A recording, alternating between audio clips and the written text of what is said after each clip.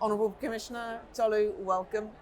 Sam, to you first, can you just tell me a little bit more about the work that Lagos is doing with regards to climate change and why it's so important? So Lagos is a low-lying topography, and therefore it's exposed significantly to flooding. And you can imagine what can happen if flooding does occur and the impact it will have on the economy, it will have on people, it will have on the vulnerable, including the aged and children. Therefore, we have taken an evidence-based approach to our climate adaptation plan, basically to help us understand the impact of the risk of climate change on Lagos. And we have estimated that it will cost about $30 billion if we do not do anything, which is the cost of inaction.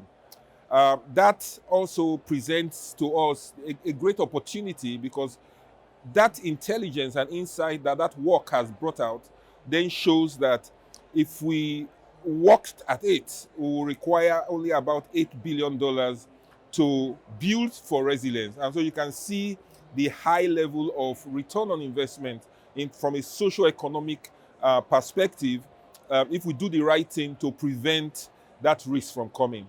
That is what we have done. We have the projects very clearly defined, and we are inviting investors to join us to do it. Can you give me some examples of those projects that perhaps really underline your commitment to building resilience?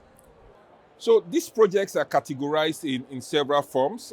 First and foremost, we want to be able to build very resilient infrastructure, public spaces. So we are planning to do about 18 kilometers of embankments and seawalls that will protect the houses and the livelihood of people and their lives and properties across the waterfront for Lagos. We also are working right now in an effort that is led by AXA Climate to try and provide parametric flood insurance that should protect over 1.4 million people from flood insurance, from flood occurrence. And then the last one is actually around protecting and creating our ability to respond very quickly in the event of climate coming along. And in that area, we have created programs actually that will do an early warning signal that can actually create and get us ready to be able to attract. That also will help us significantly in protecting almost 2.5 million people that could be really at risk if that happens, in terms of strengthening the community and strengthening the vulnerable. Tolu, just how important are partnerships and collaboration between the public and private spheres?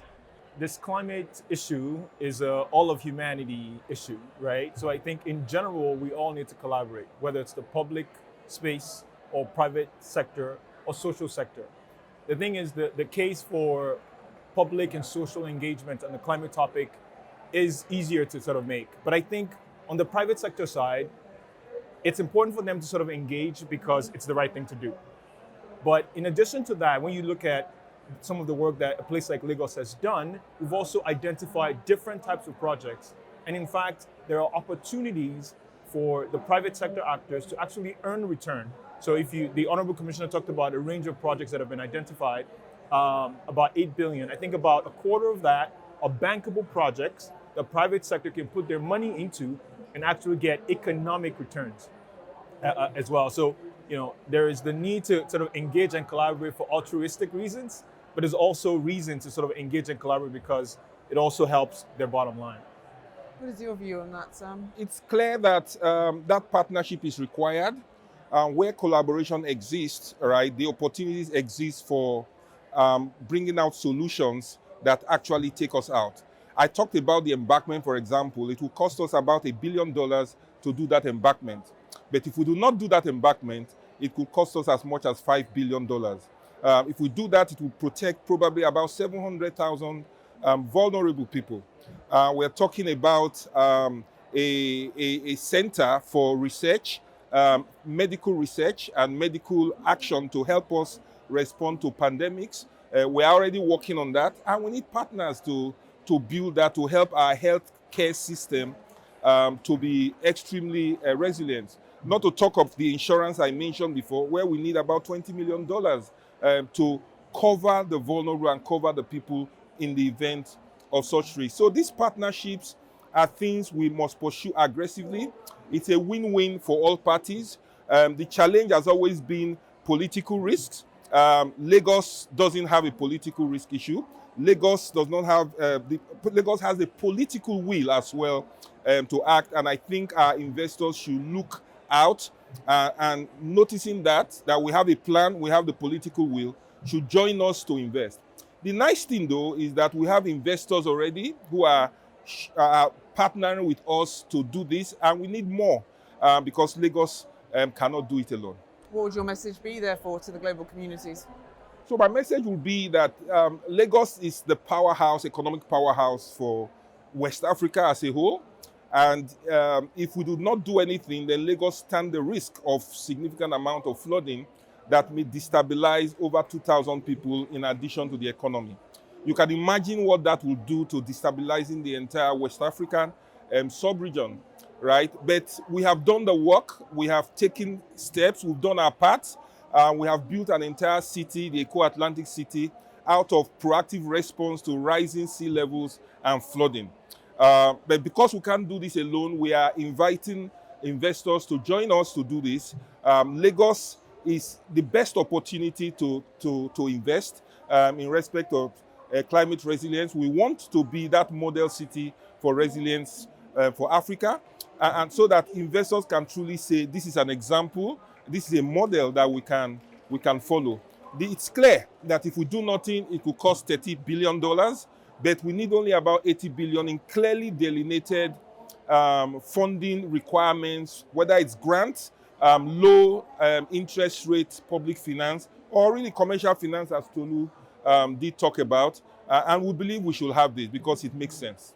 Tolu, what lessons from Lagos can be shared with the world?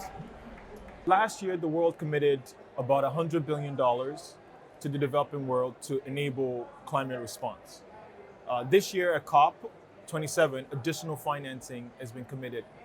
We have seen very little of the financing committed being deployed, and often people give two reasons. One is there's a lack of clear projects that is evidence-based, that is tailored to your local context, and there's a lack of political will. I think what Lagos has done is been proactive around showing, building a pipeline of projects, right? So over 30 projects, about $8 billion, very, very specific, have been identified. So Lagos has done its own job to prepare its house for partnership, for funding. And I think this is what others can learn. Do that work, build a plan, and then engage partners and engage the global community. And I think we're hopeful in Lagos that we begin to get commitments and implementation of these projects, because funding is coming in 2023. Not 5 years, not 8 years, but in 2023. Nodding along? I'm happy as to the opportunities that are before Lagos. I'm also happy at the platform that Lagos has created for investors to come.